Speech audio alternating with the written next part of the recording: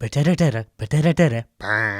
will not lose one of our ranks is exactly the kind of thing someone says right before they lose one of their ranks. But I guess I shouldn't worry. They've got a can't-lose strategy of standing around, counting who's smiling, and synchronized crouching. Wait, Ezekiel said they won't lose one of their ranks again? Okay, they are definitely losing one of their ranks. Probably several of their ranks. Ugh, he said it 3 times? You're gonna lose all your damn ranks, Zeke. Next time, don't jinx it. There are a lot of unanswered questions about the sudden return of Morales, and all of them are about why he just called Rick Peaches. Is it an inside joke? Is it a reference to Georgia? Does he think it's a good nickname? Rick's name is already 1 syllable, Morales. Any nickname would just make it more cumbersome to say. Rubbing your back against a tree and tying your jacket around your waist is a quick way to fix a bad mushroom trip. And apparently it also works for gunshot wounds to the tummy. Alright, make yourself comfortable, Eric. Here's a gun you can use as a blanket. You're about to start feeling very cold. Morgan understandably wants to shoot the jerk who's whistling, but Jesus reminds him of the dumb unilateral decision he made. When Morgan says the decision isn't final, Jesus replies, nothing is permanent except impermanent, so in that way I'll agree with you. Except that's not agreeing at all. That's saying shit changes, but I'm right, you're wrong, and I'm taking these assholes with me. It's a phrase most commonly said during divorce custody battles. Rick managed to list almost every person he's lost since the beginning, except T-Dog. What could it mean? It means T-Dog's not dead, because a part of T-Dog lives on in all of us forever. Gone but not forgotten.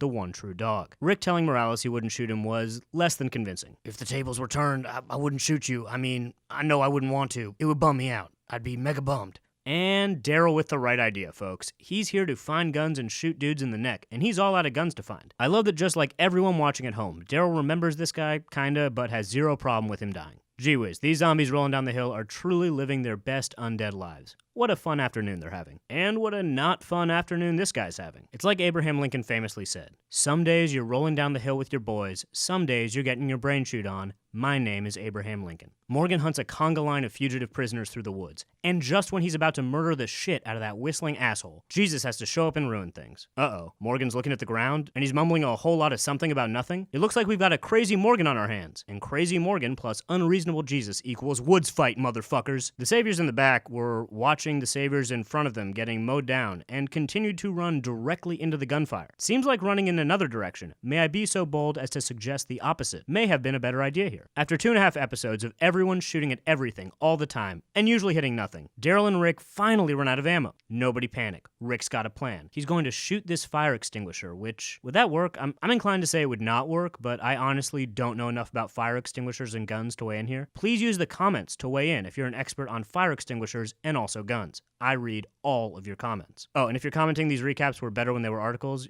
you're wrong. They've always been bad. But I still post article versions, so fucking relax. Jesus hopes to be the first person in history to succeed at telling a crazy dude spinning a stick in the woods, hey man, you need to chill out. Guess what, Jesus? Nobody chills out when you tell them they need to chill out. Especially not crazy dudes spinning sticks in the woods. Thank heavens they were able to reach a peaceful resolution of Morgan violently jamming his murder stick half an inch away from Jesus' oddly long neck. Alright, Morgan, have fun pouting in the woods. See you in 6 episodes. Gregory tries to cover up his betrayal with a gripping tale about this car he found somewhere, and now he's here. What more questions could you possibly have, Maggie? After hearing Cal tell the story about Gregory eating some little girl's pancakes, You ate a little girl's pancakes. then hearing Gregory's side of things, I did not eat those pancakes! I feel confident saying Gregory ate that little girl's pancakes. Welcome to Season 8 of The Walking Dead. A storyline about some little girl's pancakes is the best thing we've got so far. Ugh, seriously? Come on, Maggie. After he sold you out to Negan, that's definitely one of those times when sorry doesn't cut it and he needs to die. For the record, I feel the same way about the pancakes. I love that Gregory, known pile of camel ass, decides to weigh in here, saying this is not a sanctuary for killers after he almost got everyone killed, then asked for sanctuary. It's almost as cute as the summer camp for prisoners Jesus wants to set up in the corner, with round-the-clock counselors and friendship bracelet classes every Tuesday. There will come a time for peace, and when it comes, we're all gonna want to know how to make each other friendship bracelets. Rick might enjoy taking these pictures a little too much. Where is he getting all this film? What does he plan on doing with all these photos? I'm glad he has a hobby. I just wish maybe it didn't involve killing strangers and photographing their corpses. Rick does what's best for this baby and hands her off to a distraught crying man covered in his dead boyfriend's blood. Daryl lays low in the background with the maybe if I stand still nobody will ask me to get involved approach to conflict resolution. Listen up, Minkus. You tell Rick what he needs to know and he'll let you take the car. You've got his word.